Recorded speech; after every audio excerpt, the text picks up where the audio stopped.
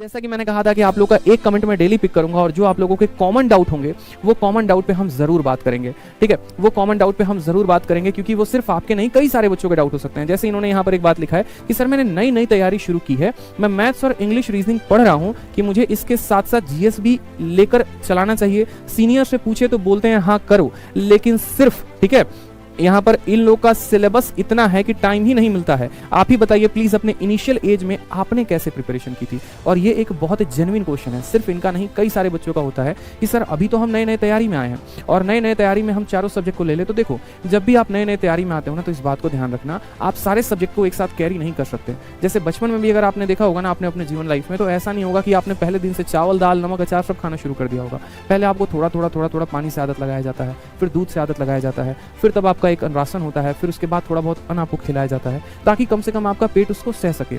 उसी तरीके से ये भी है कि अगर आप पहले ही चारों सब्जेक्ट को लेकर पढ़ना शुरू करेंगे ना तो आपको कंफ्यूजन भी हजार होंगे और आपका समय भी बहुत चला जाएगा और आपको लगेगा कि पूरे दिन में हमें कुछ भी नहीं हो रहा है। रीजन बताते हैं। जब आप शुरू में तैयारी करते हैं ना तो हम आपको बता रहे हैं कि एकदम जो प्रिपरेशन एकदम स्टार्टिंग में क्या होता है आपके साथ। तो स्टार्टिंग में अगर आप बात करें, मानिए अगर कोई बच्चा कहीं से कोचिंग ले रहा है तो उसको कम से कम मैथ के कोचिंग में 2 घंटा लगता है, इंग्लिश के कोचिंग में उसको 2 घंटा लगता है, रीजनिंग के कोचिंग में मानो 1 से 2 घंटा लग ही जाता है, 2 घंटा भी लेके चलते हैं। उसके 6 घंटे तो यहाँ पर मेरे भाई कोचिंग में ही चले गए। इसके अलावा यदि वो रिविजन करता है ना तो उस रिविजन में भी कम से कम अगर मैं बोलूँ कि हर सब्जेक्ट के लिए वो 1-1 घंटा निकाले रिविजन के लिए तो 3 घंटा तो उसको लग ही जाएगा। यानी सिर्फ पढ़कर रिवाइज करने में 9 घंटा। और 9 से 10 घंटे से ज्यादा जनरली बच्चे पढ़ते हैं नहीं।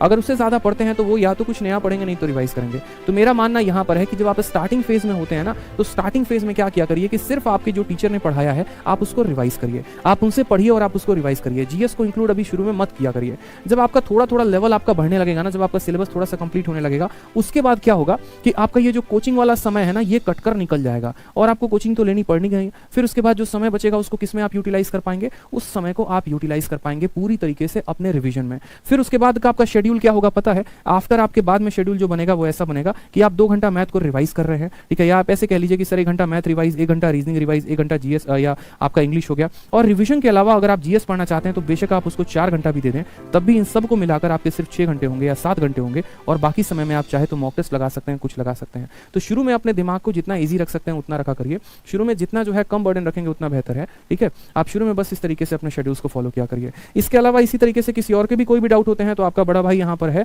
आप आराम से वीडियो के कमेंट बॉक्स में लिखा करिए, हम आपको जरूर बताएंगे कि आपको क्या करना चाहिए।